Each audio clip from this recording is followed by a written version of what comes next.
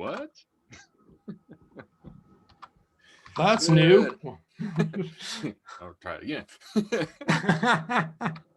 Good afternoon, good morning, or good evening, and welcome to the Blurring the Lines podcast, episode number 151. I'm your host, Adam Bell. Joining me as always is my co-host, Peter Nikolaidis. How you doing, Peter? Hola. Hola. You're doing high. Hi. I'm doing pretty well. What did you send me a message from Fenway Park last night? I did. What were you doing there? I mean, what happened? I was there? watching the ball game. Miraculously enough, the Red Sox came around and turned it around at the end of the game and beat the Yankees, something that almost never happens. Yeah, that's fun. It was fun. It was fun. It was a good game. It was exciting. I mean, I'm not a baseball fan. Overall, I'm not much of a spectator sports fan. But, you know, when you have tickets to actually be there at the game, it's a different environment, you know, and it's a very different experience. So it was fun. I had fun. So especially seeing the home team win. That's the cool part. Where were you seated? We had upper row seats, and it was a really good vantage. You know, we had a great view of everything the whole time. And well, the picture I showed you, you know, you could see that. So yeah, it was fun. I had been to Fenway Park 3 times before, once for a game before. Mm-hmm. And that time it was in the summertime. Ortiz was still, you know, their pinch hitter. Mm-hmm. And twice I had to get up. Once I left to use the restroom, and once I went to get a beverage. And both times when I left, the Red Sox scored. Well, superstitious people will tell you, well, you got to go back wherever you were. I was told that again. They're like, you should get up and leave again. I was like, okay. Yeah, yep. So that was fun. That was a fun game to attend. Yep. Yeah. Well, cool. Yeah. It was fun. I guess you didn't have to stay up too late. Oh, sorry. Your audio just cut out for a second. I guess you didn't have to stay up too late then. Well, the game went on for a while, actually. The game did go into the, I don't remember. It was like after 11, I think. Oh, yeah. So it went on. Yeah, because they went into extra innings. So, yeah. That's even better. You got your money's worth. There you go.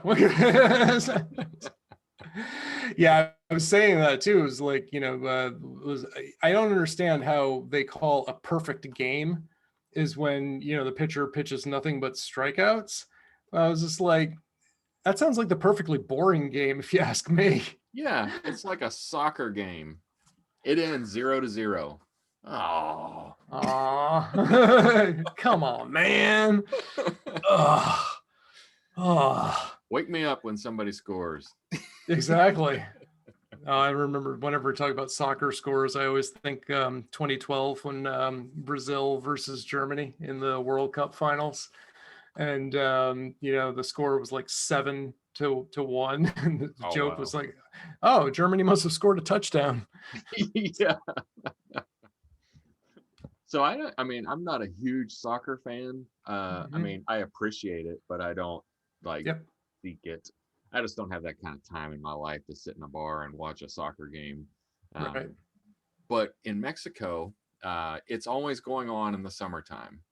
Yep. So while I'm in Mexico, the Mexicans are very enthusiastic about soccer, you know. So they're, you know, we're working during the day and they're like, well, we really hope to be at this place for dinner so we can watch the game while this is happening. I'm like, okay, I didn't even know there was a game on, but fine. But there's always a game on. Yeah, there's always a soccer game on. But one of these bathrooms that I went to had urinals with mini plastic soccer goals in there and a mini ball in there, so you could pee and push the ball into the goal in all the urinals that were in the restaurant. I was like, that is funny. Soccer is, like they say in Brazil, you know, soccer is like a religion. So yeah, it's big in like pretty much every country except this one. Yeah. so yeah. But we get it about our football. So Yeah. Yeah, I don't think it's quite the same level. I mean, I know we've no. got some fanatics, but like this is like I think like Brazil, Mexico, I think they take, sports fandom to the next level. Yeah, because I'm not gonna riot if my team wins or loses. Yep. Yeah, bingo.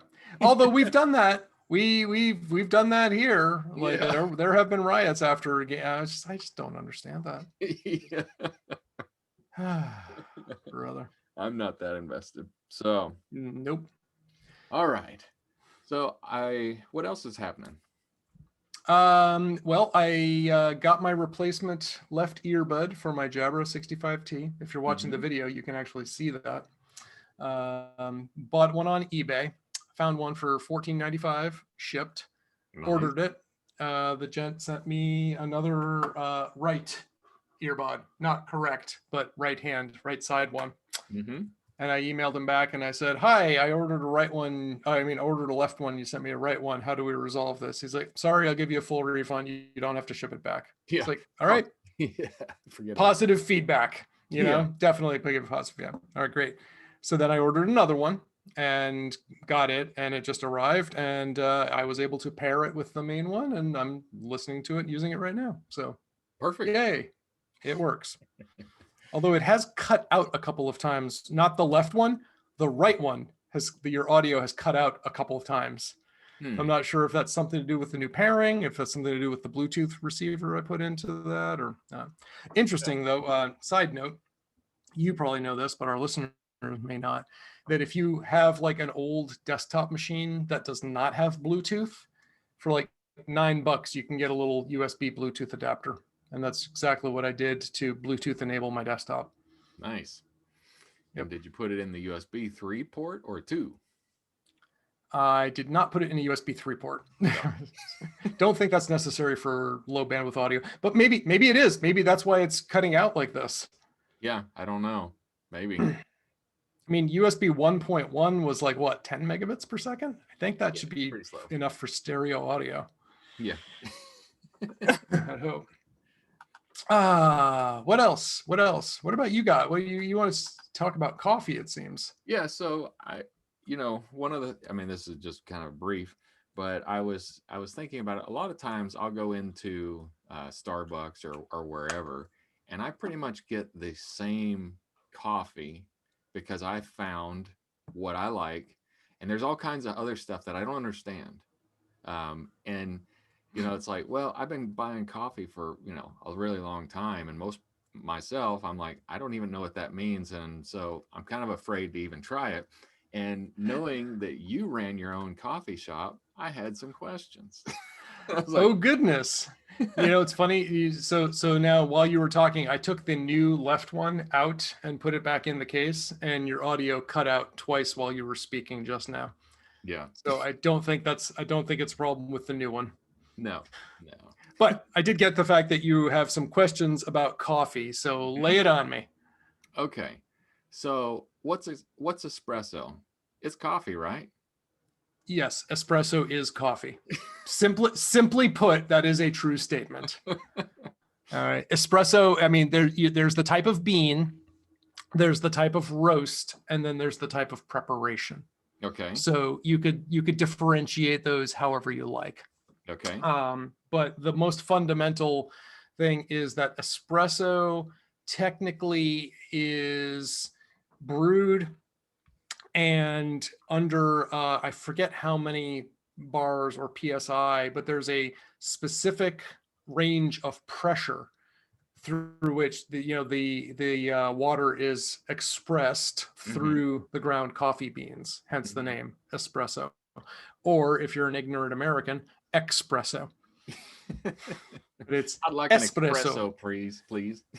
Exactly. I got that all the time. Espresso. It ain't espresso, it's espresso. It's Italian, huh? It's Italian. Yeah, ciao. Anyway, so I forget the exact number, but essentially that when the hot water is expressed through the beans at a specific PSI, that makes that's what constitutes espresso. Okay.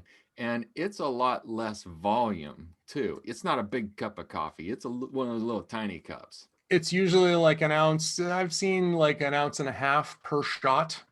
So it's just a, couple tablespoons. Yep. Because I remember one time I was out to dinner when I was young, and like, hey, I want coffee after dinner, trying to be a sophisticate, and I got a espresso, and I was like, this is really bitter coffee. Where's my sugar and cream? Yeah. So, I mean, like it's meant to, like when you just get a plain old espresso, you're meant to just pound it, while it's still hot. You just drink it, drink it up. But anyway, so I won't spoil it by going any further, but I'm assuming you have other questions about other types of coffee. Well, and so kind of further on that. So when somebody says, I want a Americano with 3 shots in it. So okay. What's that?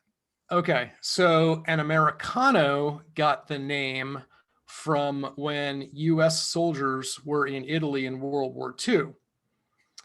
And they were given espresso. And the espresso was too strong for them. So they would add boiling water to water it down. Okay. Which effectively makes it more like the way we Americans usually drink coffee. Hence, the Italians call that American or the Americano. So they just call it an Americano, but they would call it a cafe Americano, right? So it's American coffee. Right. Over here, we just call it an Americano, which is literally just means American. So if they say that with 3 shots, you're saying 3 shots of espresso, so about 3 ounces of espresso, and then boiling water. Okay. And the ratio, I believe, if I recall correctly, technically for an Americano, it's 2 parts water, 1 part espresso. Okay. I prefer about a 50-50. So I like mine a strong Americano. Right? So that's how I do that. So, okay. And I did not realize, because I was like looking this up because I had some questions on that. What you just described was mixing these 2 coffee preparations together to make certain drinks, not just coffee of different grounds or coffee of different strength. It's preparation. Actually completely prepared separately. Exactly. Yeah. And again, Americano is just espresso with water. That's all there is to it. Now, there's other types too. You can do, I think it's called a doppio and a ristretto. I think the doppio is the double pull where you just push twice as much water through the espresso. So instead of getting a 1 ounce shot of espresso, you get a 2 ounce shot, but it's going to be weaker because you add it through. And it changes the taste. You might say, well, what's the difference between just doing that and then, adding 1 ounce of water to it? It changes the flavor profile, and it's usually slightly more bitter. The more water you run through the coffee beans, the more bitter it gets. So it changes the taste. It's not the exact same experience. Okay. Yeah, that's I'm looking at a coffee chart that I printed out here, and I was like, there's all kinds of things that I'd never heard of. You're quizzing me, right? what I mean, looking at a picture doesn't necessarily explain it. It shows what it looks like, though. And let me guess. I'm assuming that on you have pictures of a cafe latte, a cappuccino, maybe a macchiato, maybe a flat white. There was the espresso, and then the doppio, which you said 1 ounce is it says 1 ounce espresso, and then there you go, and then 2 ounce for the doppio. Doppio, yep. And I like macchiatos, but I had no idea what was in a macchiato. I couldn't tell you the difference between a latte and a macchiato. They're both sweet. Oh, well, they're both sweet if you add sugar to them. Now, again, here's where we go. In America, we call it a latte. All right. If you're in Italy and you order a latte, you'll get a glass of milk. So over there, what you want to do, and pretty much in any other country, you want to order a cafe latte, which is coffee with milk. Now, that's slightly a misnomer because it's more milk than coffee. All right. And it's steamed milk. Mm-hmm. So that's where the differences are. So like, and again, I believe the classic ratio of cafe latte is going to be, it's going to have steamed milk, foam, and espresso. Yes. And it's usually, I think they call for like a 2-to-1 ratio, but if you go to like Starbucks and stuff around here, it's like 80% milk and, you know, some foam on top and like a shot of espresso. It's really like, you know, it's the Dunkin' Donuts influence. Mm-hmm. Where you're really just getting a slightly coffee infused cup of hot milk. Yeah. I can't wait to get my cup of hot milk after this call now. Yeah, because I want to take a nap after this call too. A cappuccino, the biggest difference is just it's less milk. It's like a 1-to-1 ratio coffee to hot, you know, to steam milk to foam. So then I'm also seeing on here something called a lungo, and it A says, lungo. So that's the long pour. yeah. So now that's where I don't remember the difference between that and the doppio. Because I think I might have just gotten those two confused, but apparently not. Yeah, you nailed it, but I don't know. That might, I wonder if the ratio is just different. Because again, that one lungo means long. Mhm. So yeah, now I'm feeling silly. I need to look that up again. I thought that's maybe the same as a doppio. But maybe well, in this little picture that I'm looking at, the doppio's in the little small 2-ounce glass. Yep. And then the lungo is in like a regular coffee cup size, the same as like a regular coffee cup. So maybe it's just a bigger cup of it. I don't know. Yeah, I think, I don't know. I really don't know. Espresso, the ristretto, the lungo, and the doppio, I think they're all pretty darn close. I really don't know. I'm not sure. So you like an aero press. You've told me about that a number of times. Yes, I do. And I've yet go ahead. I've yet to get one, and I've yet to try one. Yep. It's not that I'm opposed to one. Yep. I haven't done it. So what is it? If you're at all interested in coffee, and I don't mean like, oh yeah, I put a pot on every day and I leave it and, you know, I drink it over the course of the day. And, you know, like if you actually enjoy coffee, if you enjoy going to a coffee shop and savoring a good cup of coffee, you're doing yourself a disservice by not at least trying an AeroPress. Mm-hmm. An AeroPress is technically not an espresso machine, but it is a handheld contraption made by the inventor of the Aero Bee, the incredible flying disc. It's a ring frisbee, right? Those disc frisbees. So the guy who made those made the AeroPress. Okay. And it's a self-contained, it costs like $30. You grind the beans, pour them in, pour the water on top, stir, and then you plunge it down. And it's kind of it looks kind of like a French press, but it acts like an espresso machine. And you express the water down through the beans into the cup.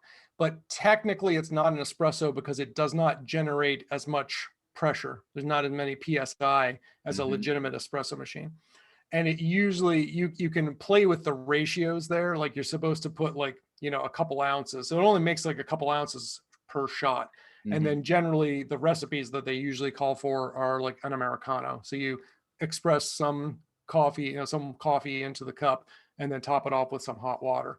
Okay. What I generally do though is like what I would call the lungo style is I put in all of the grinds and then I fill it up to the top of water. So I'm doing that extra long pull, you know, with extra water going down through the beans. As opposed to expressing a little bit and then pouring hot water on top of that. Okay. So what's the difference between the French press and the AeroPress? So with a French press, they're generally made of glass. The AeroPress is made of plastic. The French press, you take coarse grind coffee. With an AeroPress, you do a relatively fine grind coffee. With a French press, you pour it into this container, which is usually about a pint or two, you know, or a liter in size. They vary in size. But you pour the coffee grinds into the bottom of that, fill it up with water, stir it, and then let it sit for several minutes. Mm-hmm. And then it has a plunger that you plunge down gently through. And what that does is the coffee bubbles up through the plunger, through the filter, but all the grinds get left down at the bottom. Right. And then you just pour it out into the coffee can, and all the grinds stay in the bottom. So the difference between the AeroPress is all the grinds get caught at the bottom of the AeroPress, which is sitting over your cup, and you just express the coffee down through the grinds, and that ends up in your cup. Okay. So in that case, it's visually and functionally, it's a little more like pour over coffee, which but there's no pressure in a pour over coffee, right? You're just pouring it over. And I still really don't understand the pour over phenomenon, because to me, that's kind of like the old Mr. Coffee, you know, the kind that were just like, drop the water over the bag and you're done. Like, that's what it looks like to me. I don't know, man. Yeah. So the way that I do my French press is, well, one, I'll take 3 scoops. So I normally make, when I make a regular pot of coffee, which is 12 cups, I put 4 scoops of coffee. When I make French press, I put 3 scoops of coffee, and I'm only getting 2 coffee cups out of it. Yep. So obviously it's going to be a lot stronger. So I boil the water till it's complete, till it boils and blows steam. Yep. Put all the coffee in there, and then I stir it. I mean, I pour it in fast. I pour it in fast because I want it to aerate a little bit. I want it to get air into the water. Yep. Bubbly up. I let it sit. Well, that I let it just sit there for, I don't know, maybe 2 or 3 minutes, depending on really how anxious I am for the coffee. But I usually let it sit. I'll put the top on it, and then when I feel like it has sat long enough, I will very slowly push down the French press to push the grounds to the bottom. Yep. And that's how I make my coffee. Everything that I just did, nobody's ever told me how to do it, and I never looked up how to do it. That's just how I do it. Sounds like a perfectly acceptable way to me. All right. In the long run, if you like the coffee that you're drinking, you're doing it right. All right. Because then you're doing it fine. You know, I would definitely recommend that you grab an AeroPress though and just try it out. Yeah. Because you know, it's the way.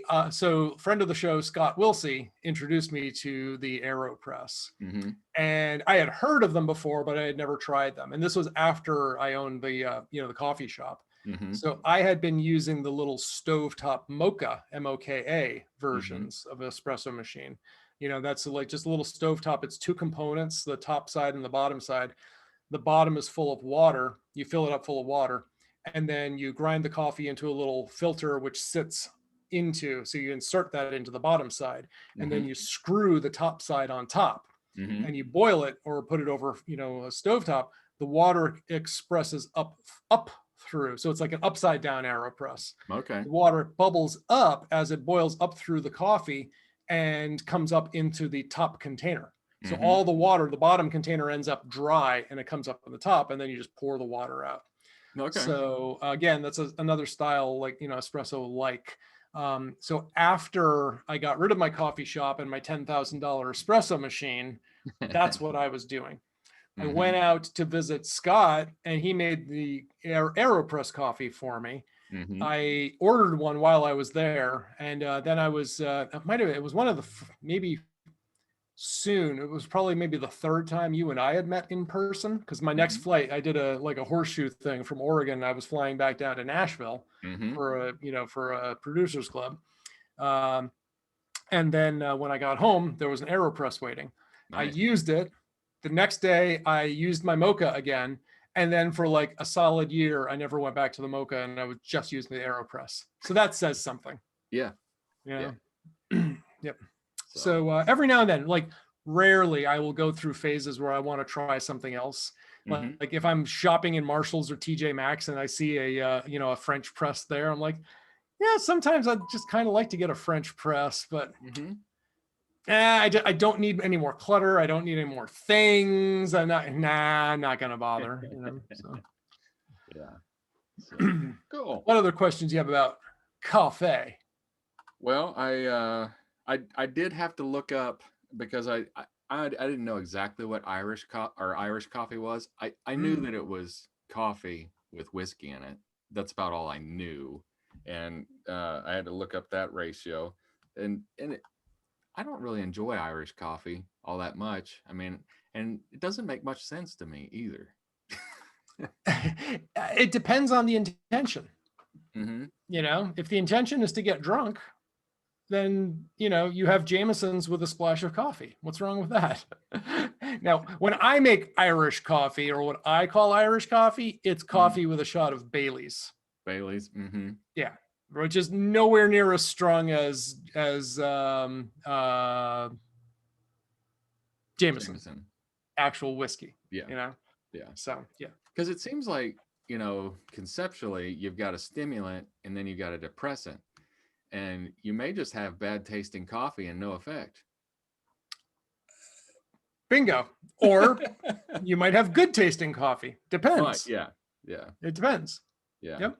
I mean, I've actually had probably one, maybe two good Irish coffee. I forget where I was. I ordered an Irish coffee somewhere, and it was actually tasty. I mean, it was enjoyable. Yep. And there's lots of others. I'm like, yeah, I would have rather had whiskey or coffee. And again, Irish coffee can mean a lot of things, right? Mhm. You know, like, did it have milk? Did it have sugar in it as well, Mhm. right? You know, because essentially it's a mixed drink with Right. coffee stuff. Mhm. It was like when I went to Brazil, I remember I ordered a cappuccino in Brazil. A Brazilian cappuccino is like hot chocolate with whipped cream and coffee. So what they call a cappuccino is like, it looks like an ice cream sundae. Mhm. That's what you get. Mhm. That's what they call a cappuccino. And I remember I ordered it, and my friends who I was with, they're like, oh, and they were like chuckling when I ordered it. And I was like, what? It's cappuccino. What's wrong? I get this. I'm like, but this isn't what I ordered. They're like, yeah, it is. I was like, okay. So that was pretty funny. Yeah, something I saw in there that I actually would like to try now that I know that it exists is an affogato. Affogato, yes. And why do you want to try that? I love ice cream. Yep. And I think so. It's espresso. Yes, thank you. Espresso and ice cream, and that sounds really good. I like a root beer float. There you go. You know, it's very similar. So yeah, there's a lot of cool things you can do with coffee. Mm-hmm. So I definitely want to give that a try. But the rest of it, I do like. I saw in here a red eye, which is espresso and coffee. Coffee with espresso, exactly. Yep. Coffee and espresso. Yeah, and that has a bunch of different names I've heard. You know, red eye. I don't even remember others, but other similar, you know, things. You know, and I've seen. I think I may have tried once or twice. I have tried.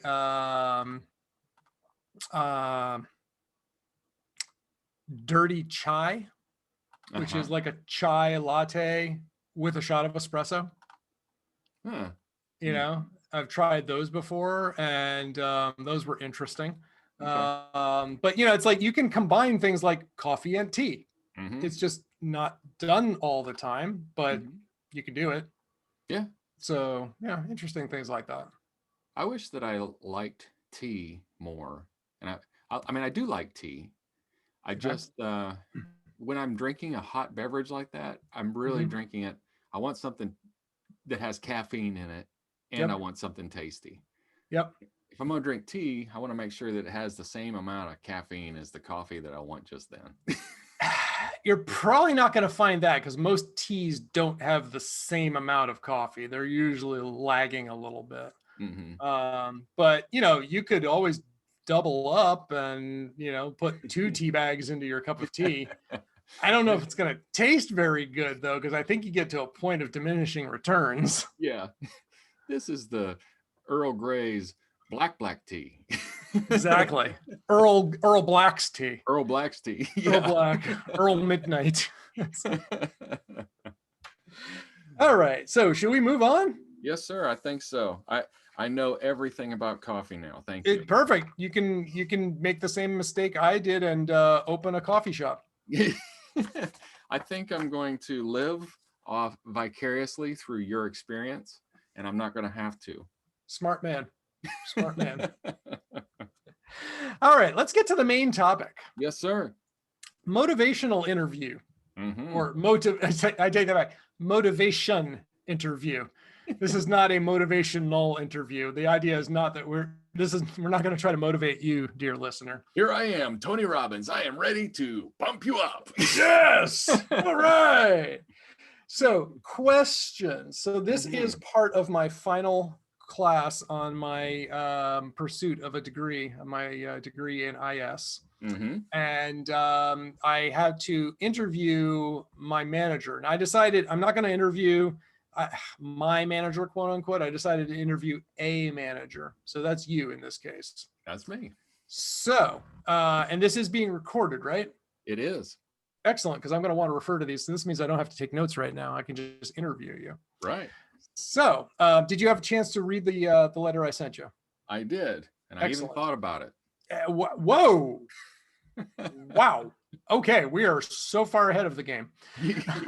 All right then. Well, you, as someone who has owned his own business for some time now, you have employees, and as we have, I think I mentioned on a recent podcast the FOGG behavior model, FOGG. Which is behavior equals motivation plus ability plus prompting. Right. And exactly, I came across that looking at in terms of like phishing and social engineering, because, the question is like, why do people click on phishing links? Why do they go along with, with these things? And it comes down to a model of behavior that I think it's BJ Fogg is the professor who came up with this. So your behavior, resulting behavior, is a combination of your motivation to do something, your ability to do something, and a prompt, a trigger, something that says, hey, it's time to do this. Right. So on that note, how do you motivate is, the goal of, what we're talking about this in this interview. So first off, let's start. What motivates you in your role as the owner of Sublime Computer Service? So I thought about that one, and I tried to, I did try to differentiate myself. I'm used to wearing more than one hat. So I did try to answer this question really from 2 points of view. One as the business owner, and then one as the manager of, the actual management role that I take within the company. Okay. So as a business owner, I'm very motivated. I'm more motivated to work hard, work longer hours than anybody else in the company. Nobody works more than me or is motivated more than me because it's my company. So it's not really to say, so I have to take that hat off and I have to just look at it from the manager standpoint of, okay, as a manager, how do I motivate and how am I motivated as a manager to manage people? And so I look at how it sounds Pollyanna, but it's not, in that I'm looking for my people to be happy. And I don't mean just la. I mean, they work hard, they get paid well enough. I mean, I'm not the highest paying company out there. They're challenged to learn, and then we're able to quantify that. Okay. And so for me, when my employees are happy and they've gone through, they've exhibited these things, they're being challenged, they enjoy what they're doing, then that motivates me to be a better manager, as well as make the company better for their experience. It's not, I mean, so that was what motivates me as a manager. And then when I see that actually happening, it helps me do that better. Then I also start thinking about it. So it sounds like your success, your motivation feeds on your success motivating others. Right. Yeah. Sounds like a nice positive feedback loop. Yeah, that's the goal. I mean, of course, negative things come in, and I have to address them and Mhm. deal with them. But I try to stay on the positive side of things because that's where I mean, my company grew last year. We grew Mhm. from 5 employees to 11 now. That's significant.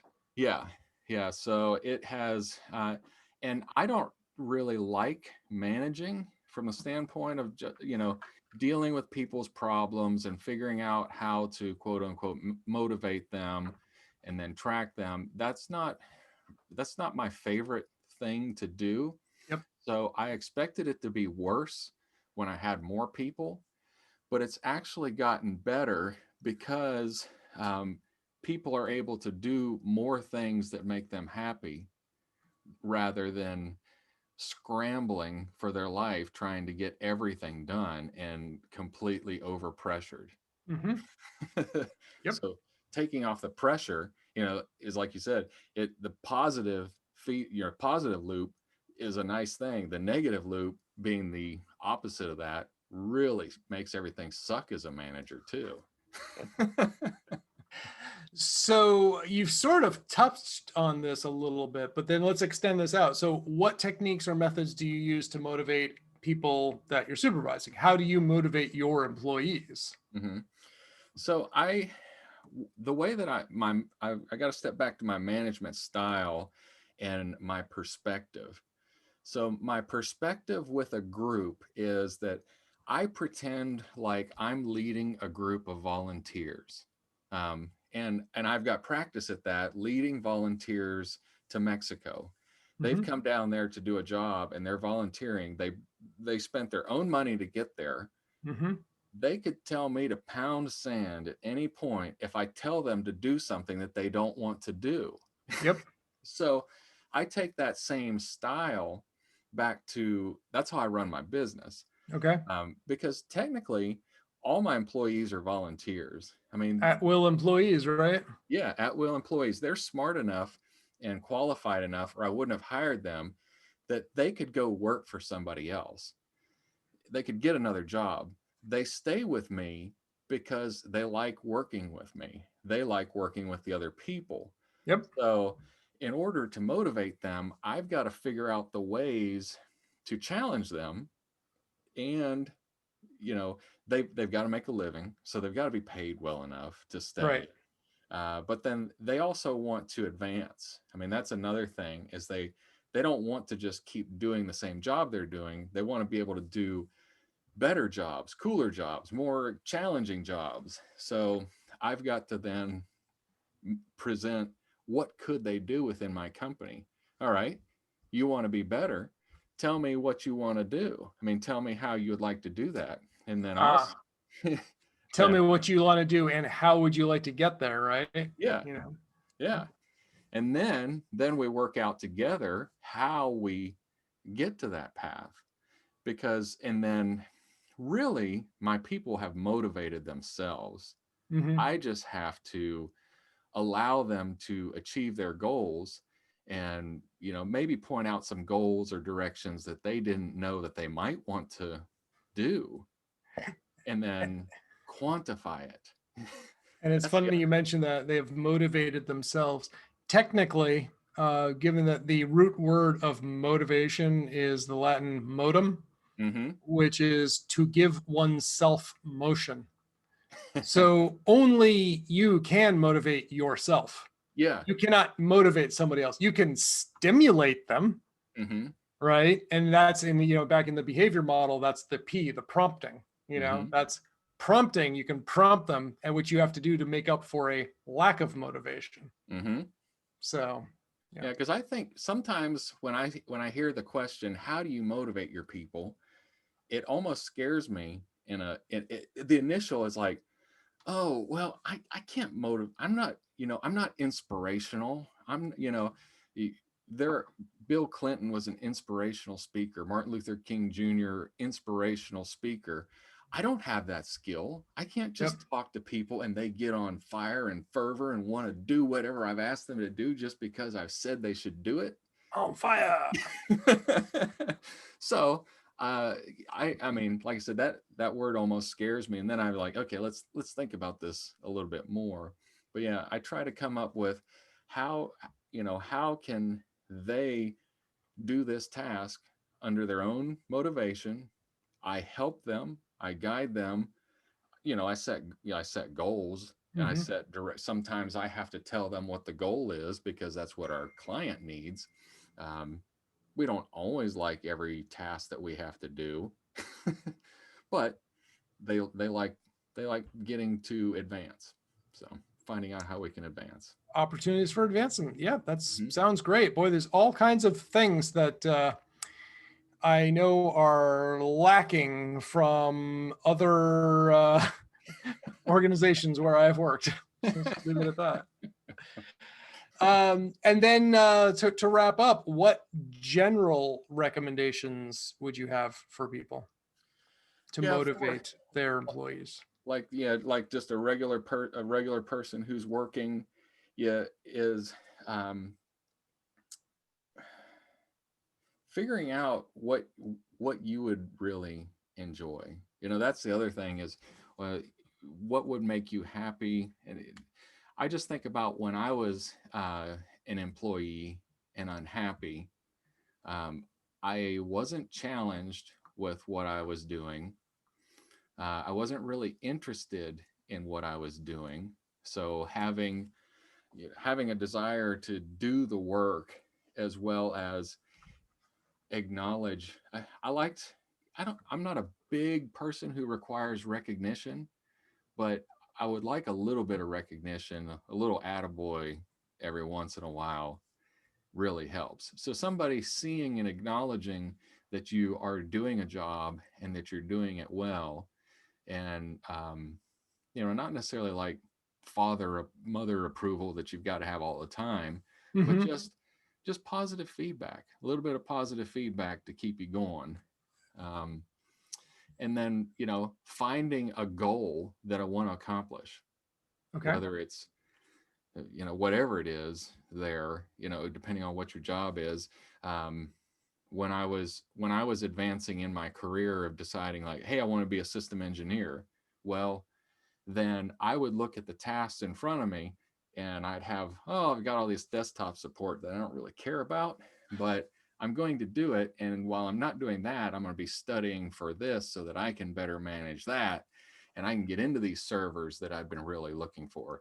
So having some sort of eye in the future as an employee helped motivate me. So would you then turn that around and ask people, like, where do you see yourself going? Or, I do. Yeah. That's one of the questions that I ask people when I'm interviewing them. And then I also ask them in my employee reviews, what do you want to be? I phrase it, what do you want to be when you grow up? Yes. Same. And then I can get the feedback of where they want to go. And then I also try to speak reality. One of my guys came to me, said he wanted to be a cybersecurity expert. Okay. And I told him, I said, well, I've got some disappointing news for you. You can't be a cybersecurity expert alone at my company. And you don't have the experience to be a cybersecurity expert in my company. Now you've got some education and you've got some foundations of what you need to learn, but you're really going to have to do all these things to get to where you need to be. And if that's really where you want to be, I don't have a spot for you, but let's work together. I'll train you what I can, and then I'll help you find your next job. I mean, if that's where you're going to go, let's have that end in mind. Yep. So. I've had to have similar conversations with a guy who didn't report to me, but was a former colleague, and he was all big on, like always chasing the new shiny thing, and he really wanted to get into pen testing. Yeah. And I was like, that's good, but at this organization, this wasn't Paradigm. This is another place where I was, brought in to manage a team. I said, if you look at what's now the CIS 18, but was then the CIS 20, internet critical controls, pen testing was still coming in at the bottom of the list. Yeah. We're not saying it's not important, but what, you know, because it's one of the critical things you need to be doing, but it's not as important as asset management, identity and access management, vulnerability management, you know, like data classification. You know, there's other stuff that's so much more fundamental. And I said, you know, at this stage of maturity in this organization, there's just no place for pen testers yet. It would be, you know, like, it's just not a priority. That's all there is to it. You know, there are other priorities. So, yeah. Cool. Now, did you look at the list of motivational techniques that were supplied? And that was exactly what I was going to bring up if you didn't bring it up. as I'm curious, do you try any of those, or would you say like some of what you've touched on, but I don't think you did specifically use any of these by name. So one of the top of your list, the gamify and incentivize. I think that that's probably one of the easiest and kind of really one of the most important ones for, well, at least for my guys. Not everybody's motivated by that. You know, our friend Tim Richter, if he has a goal and he's got a thermometer or whatever that's filling up as he completes his goal, yeah, he is going to keep doing whatever that is to complete the goal. And so my guys have a weekly leaderboard, and we use Bright Gauge, and so it's up on the TVs all day long, and it shows how many tickets they've received and how many tickets they've closed, and also the customer feedback and that kind of thing. And so at the end of the week, Friday afternoon, they start talking about who closed the most tickets. Yeah. And at the end of the afternoon, you know, they'll joke about it, and they'll, you know, oh, I did way more than, look at Adam, he's only got 2 tickets at the whole thing, you know, and they joke about it. But at the end of the day, I look at the list and I see my 3 desktop technicians have about the same amount of tickets. You know, so that's from, you know, we've made it a game, but now I have information as the business owner and manager of who's doing tickets, and is my team even? Do I have the right people in the right places? These people are completing these tickets. My desktop support people should be completing more tickets than my system admins. If my system admins are doing more tickets, then level 1 stuff is coming to them and shouldn't be reaching them. Right. Yep. So, that's a lack of prioritization, right? You know. Yep. So that's kind of how we quote unquote gamify that. Okay. All right. And the other one that I didn't really think about was motivating individuals rather than the team. That's just truth. I mean, that's just truth right there. You can't motivate a team. Yep. And motivate individuals. Yep.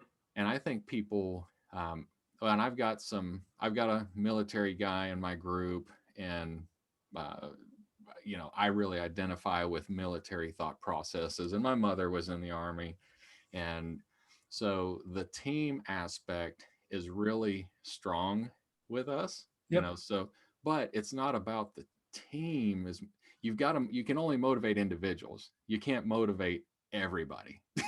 Yeah. Right. That's Tony Robbins there, right? Yeah. Right, we're gonna close all the tickets, everything. Yeah, just visualize. Yeah. The leaderboard. Visualize your name up top, right? Yeah. Well, and one of my guys, like I said, one of my guys is he's 14 years in the Army, and you know, he kind of throws around the phrase, you know, 1 team, 1 fight, which is pretty cheesy, but it's still effective, because you know, the guys are really out to help one another if they get stuck.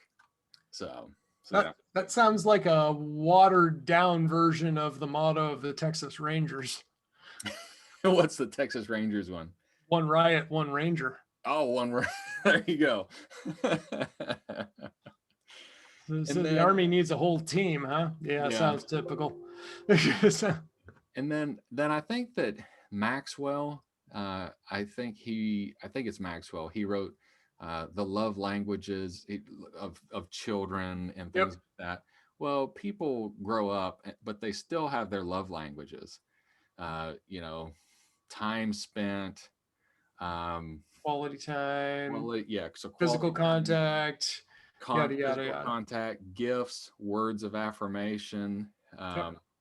So I have to, as a manager, I have to see how, the individuals in my team, how do they best respond? As far as like, I'm not trying to get more work out of them.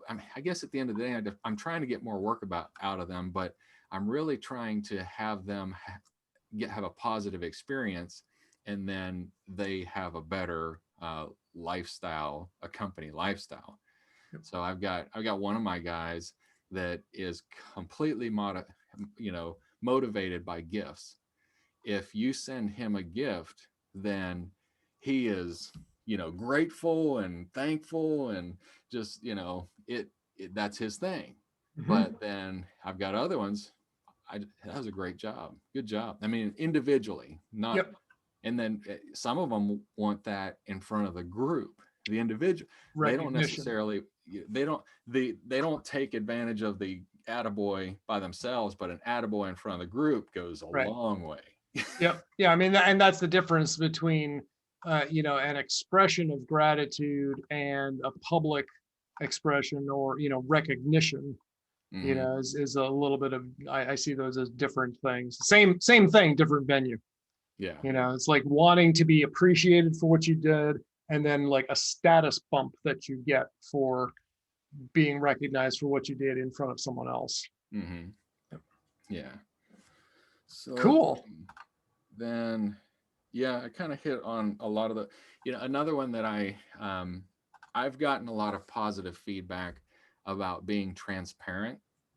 Uh, like, so we do a company meeting at the end of the year. We go through the numbers. I mean, I don't break down employee salaries or anything like that, but there's a big block of what all of the employee salaries are together, and what all the expenses are together, and where we're going, what we're doing, the health of Yep. the company. That really, I've gotten a lot of positive feedback of, we just really appreciate that, because we never got that anywhere else. Mm-hmm. Nobody ever shared that with us. That goes along, I think, with like the idea of if people are waiting for something, or if they are given information, then the wait is more tolerable. Mm-hmm.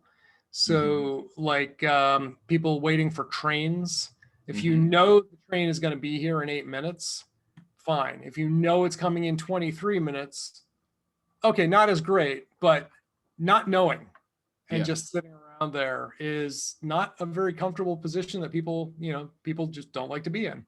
Mm-hmm. So yeah, cool. The other thing that I do is I clearly state this, that look, I'm not running a democracy. We don't all get to vote on what a policy is going to be, but I Mhm. would like to hear your feedback, because that will help me weigh my decision. Uh, you could argue, well, that it ends up being a democracy, but it if I have to make a veto and override, I Yeah, will do it, because if they can't see it, then they can't see it. But it's rare that that happens. right. It's rare that I get the quorum of everybody, and if everybody says, "Dude, that's a terrible idea," that I say, "Well, we're doing it anyway," Great. That's going to go perfectly. Yeah. What could possibly go wrong? Yeah. Our most recent one was we were working on, we need to cover after hours, and Uh-huh. finding out from the team what would be an acceptable after hours process with you. Like I said, it wasn't a democracy, but I got a lot of good ideas and a lot of good options, and came up with an option that fit. Well, in this case, it ended up fitting everybody, but there were also options that I was thinking that would fit most people. Yep. So, And that's the thing, compromise, right? Compromise is a solution that makes everybody equally unhappy with the answer. mm-hmm. Yeah. But I try to keep my volunteers happy and keep them wanting to stay.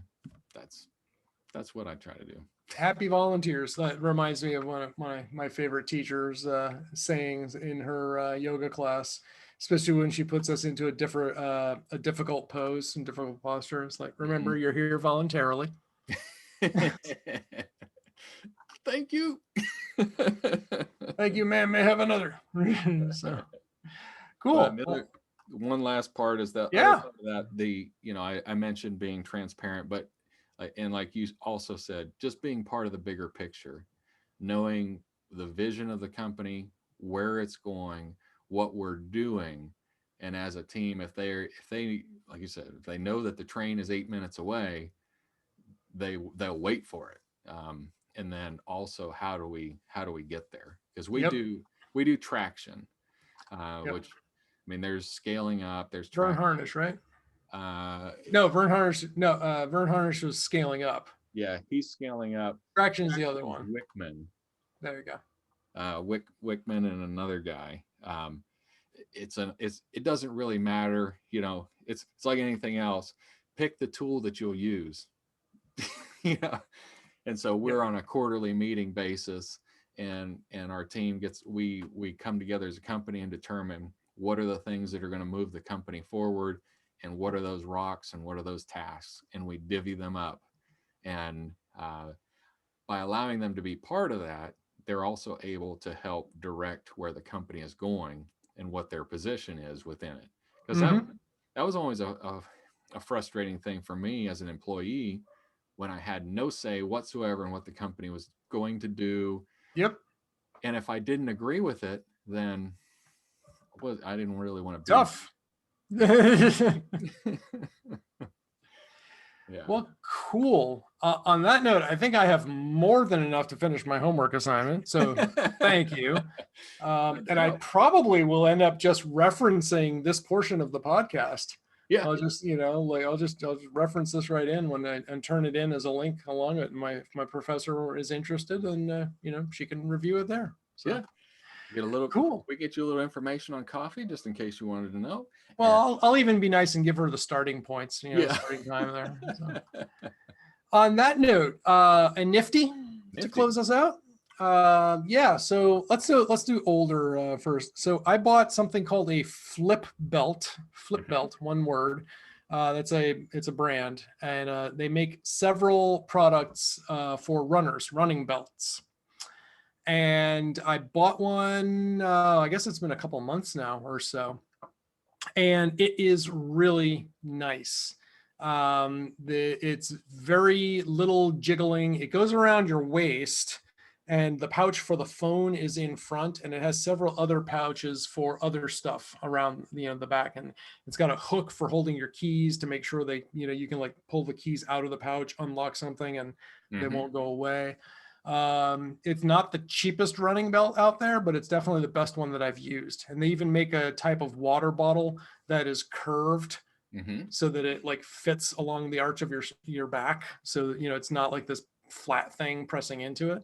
Nice. So, FlipBelt, they make a lot of different versions. And, like some of them have add-ons for the water bottles. Some of them have an add-on for light, lots of different things. But I bought not the basic version. I forget what it's called. It was like a couple of steps up from the bottom of the barrel. And I really like it. So if you're a runner or just walking, hiking, biking, you need like a little bit of extra pocket, or like if you just like me today, like I'm wearing shorts today, and if I have my phone and my wallet in the back pocket, because I've lost a little weight since I bought these pants, they'll start to sag and fall down. Like they're big enough, like they're big enough now that if I push, I can slide them right off of me. Using the FlipBelt, that does not happen. So, sometimes it's like, even though you may have a lot of pockets, it's not comfortable to walk with stuff in them for a long time. So for that, I recommend the FlipBelt. I wonder if I could get my pistol in that. Don't think so. Don't think so. I think there are other manufacturers who will make things for that, though. They're called holsters.